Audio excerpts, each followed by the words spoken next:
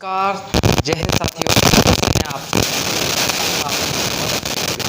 साथियों आज के शानदार से टॉपिक में हमारा टॉपिक क्या है पहले देख लेते हैं आज। ठीक है, तो साधारण सा टॉपिक अंग्रेजी का है, बहुत महत्वपूर्ण टॉपिक रहने वाला है। ठीक है, बहुत महत्वपूर्ण होगा।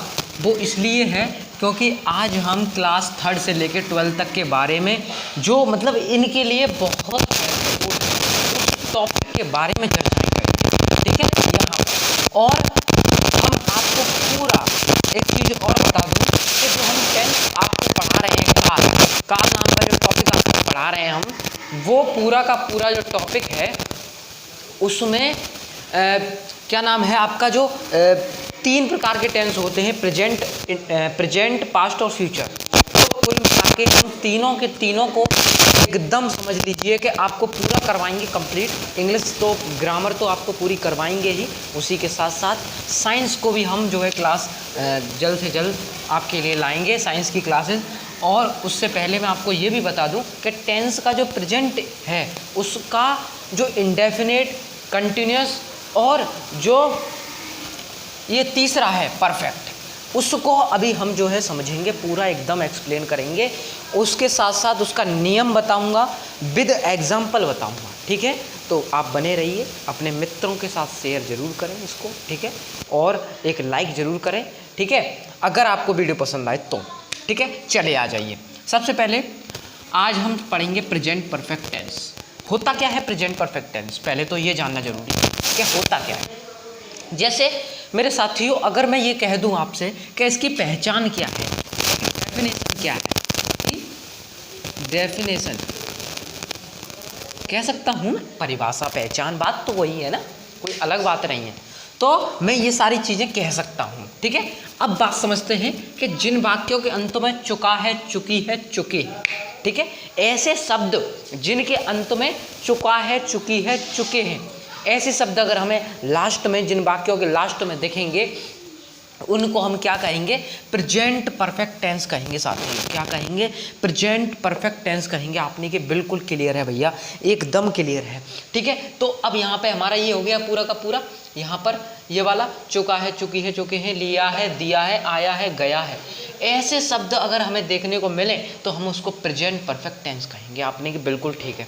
अब आ जाते हैं फटाफट से नियम। भैया नियम क्या कहते हैं, आप इनके नियमों को समझ लीजिए। आप समझ लीजिए कि क्लास 12th में और 10th के बोर्ड एग्जाम में भी इनको पूछा जाता है। मतलब इनके बिना तो वो जो है आपका जो 4 से 5 नंबर का पैसेज आता है वो हो नहीं सकता, मैं आपको बता रहा हूँ। ठीक है, तो आपको ये पूरा का पूरा पढ़ना ही पढ़ना है। ठीक है, समझ लीजिए। पहला नियम है अफर्मेटिव का, सकारात्मक का नियम बोलते हैं इसे। ठीक है, आवाज़ साफ आ रही है साथियों। ठीक है, चलिए, हाँ, इसको क्या बोलते हैं, सकारात्मक जो है अफर्मेटिव। पहला क्या है, अफर्मेटिव, जिसमें जो सत्य बात कही जाए। ठीक है, जिसमें कोई नकारात्मक बातें ना आए। ठीक है, नकारात्मक बातें ना आए वो चीज़। ठीक है, ना इसमें कहीं प्रश्न पूछा जाए, नॉर्मल हो, अपना एकदम साधारण व्यक्ति जैसे होता है वैसे। इसमें होता क्या है, सब्जेक्ट पहले आता है जैव आता है, प्लस वर्ब की थर्ड फॉर्म आती है और ऑब्जेक्ट आ जाता है, बस इतना ही होता है। अब तुमने कि भैया एक एग्जाम्पल और दे दो, मैंने कि बिल्कुल देंगे मेरे साथियों। एग्जाम्पल क्यों नहीं देंगे, एग्जाम्पल देंगे इसका। देखो मैं जैसे कह दूं कि तुम ठीक है छत पर जा चुके हो, ये एग्जाम्पल है। बताओ इसमें कहीं नई शब्द है, बताओ इसमें क्या शब्द है। आपने कही बिल्कुल नहीं है। ठीक है, बिल्कुल नहीं है इसमें। अब जब है ही नहीं तो फिर क्या करेंगे, इसको बनाएंगे कैसे। देखो सबसे पहले सब्जेक्ट देखो, सब्जेक्ट है भैया तुम को हम यू लिखते हैं, आप जानते हैं। मैं पूरा का पूरा इससे पहले की जो वीडियो है आप उनको जरूर देखें। अगर आप उनको नहीं देखेंगे तो आप इन चीज़ों को नहीं समझ पाएंगे। ठीक है, बहुत इंपॉर्टेंट है समझना। ठीक है, चलिए अब क्या करना है फटाफट से। अब यू के साथ में आप समझ लीजिए कि यहाँ पर किसका प्रयोग हुआ, हेल्पिंग वर्ब क्या है, हेल्पिंग वर्ब हैज है, हैव। अब आपने कि भैया हैज और हैव कब कब लगेगा, मैंने कि कब कब नहीं लगेगा। आपको बस इतना याद रखना है मेरे साथियों, एक वचन में आपको हैज लगाना है और बहुवचन में आपको हैव लगाना है। बिल्कुल बिल्कुल क्लियर है एकदम। यहाँ पे कोई बड़ी बात नहीं है सोचने वाली, बस इतना करना है कि एक वचन में हैज लगाना है मेरे भाइयों और बहुवचन में आपको क्या लगाना है, हैव लगाना है। बिल्कुल क्लियर, एकदम क्लियर। तो अब मैं क्या करूँगा, यू के साथ में लगाऊंगा HAVE हैव। ठीक है। अब भैया एक चीज़ और याद रखना, एक चीज़ और याद रखना, ये हो गया, ये भी हो गया। अब आ गई भैया वर्ब की थर्ड फॉर्म। वर्ब की थर्ड फॉर्म ये कहती है कि यहाँ पर क्रिया की तीसरी अवस्था लगाओ, क्रिया की तीसरी अवस्था। तो क्रिया की तीसरी अवस्था मतलब गो को बेंट लिखते हैं और गो को गोन लिखते हैं। ठीक है, गो बेंट गोन ये होती हैं। हम इनको भी आपको लिखवा देंगे पूरा का पूरा, इसकी भी मैं आपको एक वीडियो के तौर पर आपको दे दूँगा, जिससे आपकी जो है वो समझ में आ जाएगा। तो जाना फॉर्म है होती है गोन। अब कहाँ जा रहा है, कहाँ जा रहा है, छत पर। तो at the roof, at the roof, RFF। एकदम क्लियर है, टॉपिक क्लियर है साथियों। तो यहाँ तक समझ में आ गया। चलिए अब आगे बढ़ते हैं। अफर्मेटिव हो गया, अब आएगा नेगेटिव, नकारात्मक। मतलब इसमें सिंपल सी बात है कि यहाँ नकारात्मकता प्रदर्शित होगी। मतलब जो काम है आपका उसमें नहीं शब्द का प्रयोग होगा।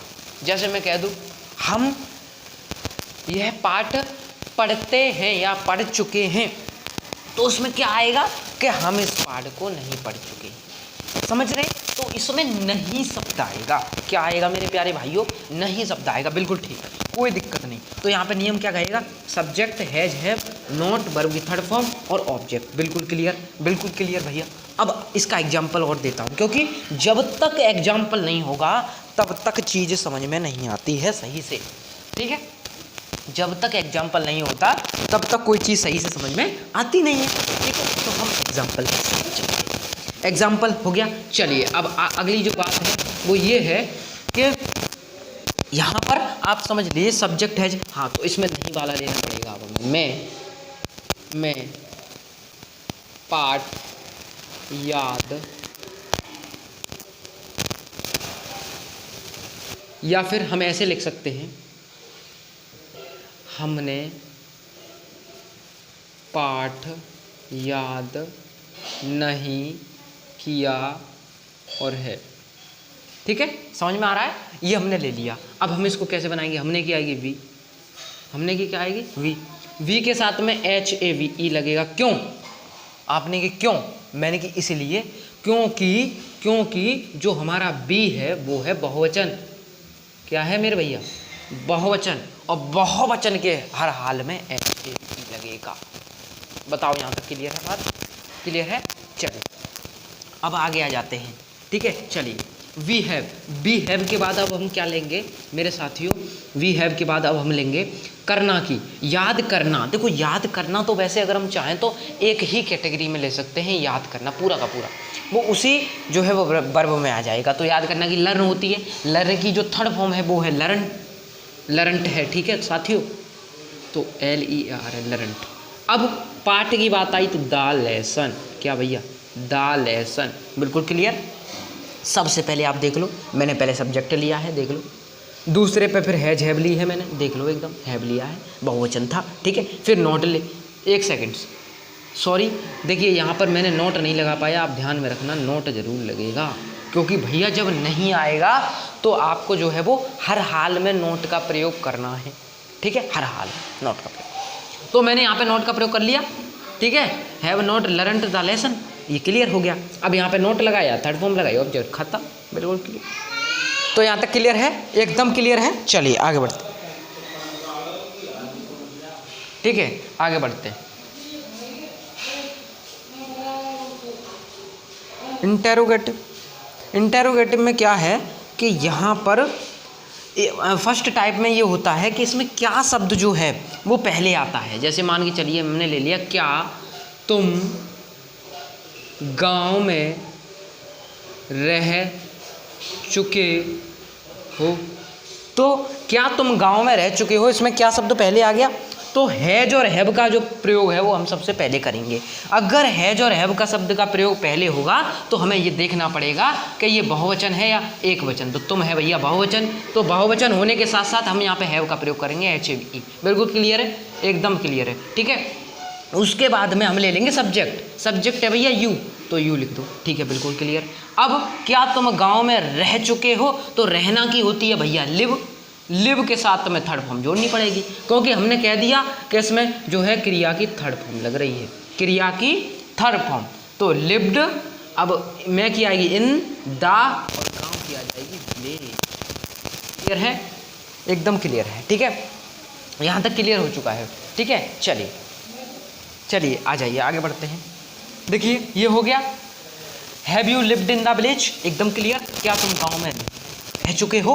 तो ये ऐसे हमें जो है वो अंत में आप देख लें, चुके हैं, किया है, चुके हैं, ये शब्द आपको लास्ट में दिखेंगे, ऐसा नहीं है आपको ना दिखें, ये आपको दिखेंगे, ठीक है, समझ लीजिए यहाँ तक, ठीक है। चलिए हम थोड़ा सा इसको मिटा देते हैं नीचे से, देखिए देख लीजिए, समझ। अब यहाँ पे करना क्या है, अगर मैं देखूँ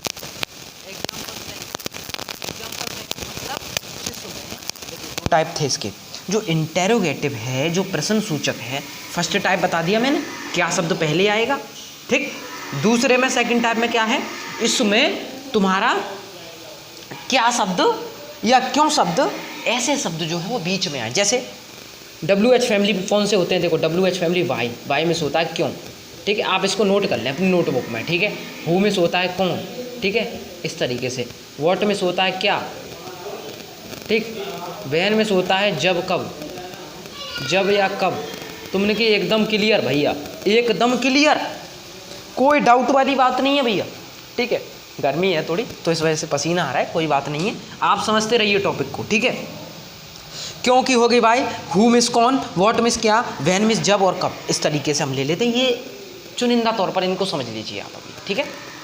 तो इस तरीके से होते हैं ये। सेकंड टाइप है, ये कौन सा टाइप है भैया, सेकंड टाइप है, ठीक है, सेकंड टाइप है।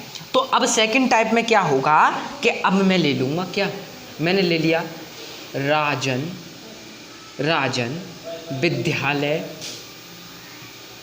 में क्यों गया है। तो मैंने यहाँ पर ले लिया क्यों शब्द। अब आप देखिए, इसमें जब क्या शब्द आगे था तो है जब आगे लग रही है, है जब आगे लग रही है, देख लीजिए, है जब आगे लग रही है, ठीक है। अब राजन है तो राजन शब्द आगे आएगा। एक सेकंड, यहाँ पर अगर क्यों शब्द आ रहा है अंदर तो आप एक काम कीजिए ना, क्यों शब्द है तो वाई लगाइए पहले, ठीक है। उसके बाद में गया है तो यहाँ पे भैया एक वचन है, अगर राजन एक वचन है तो यहाँ पे है जा जाएगा, राजन अगर एक वचन है तो यहाँ पे क्या आ जाएगा, है जा जाएगा, फिर आएगा राजन, फिर आएगा राजन, ठीक है। तो इस तरीके से जो होता है, समझ चुके हैं, क्लियर है। चलिए आगे बढ़ते हैं। वाई हैज़ राजन, राजन, अब क्या आएगा भैया, जाना, go went gone, gone in the school, question mark, question mark का ध्यान रखना, क्वेश्चन मार्क का ध्यान रखना, ठीक है। ये पूरा का पूरा क्लियर हो गया हमारा इस तरीके से। उम्मीद करता हूँ एकदम आपके अच्छे से समझ में आया होगा साथियों। पसंद आए तो लाइक ज़रूर करें। और एक सेकंड और, एक चीज़ और समझ लें, यहाँ पर ये पूरा का पूरा फर्स्ट टाइप और सेकंड टाइप है, इसमें WH फैमिली के बड़ी ये होते हैं, इनको याद रख लेना, ठीक है, ये बहुत इंपॉर्टेंट है। तो उम्मीद करता हूँ यहाँ तक समझ में आया होगा। मिलते हैं जल्दी के नेक्स्ट में, तब तक के लिए जय हिंद और जय भारत।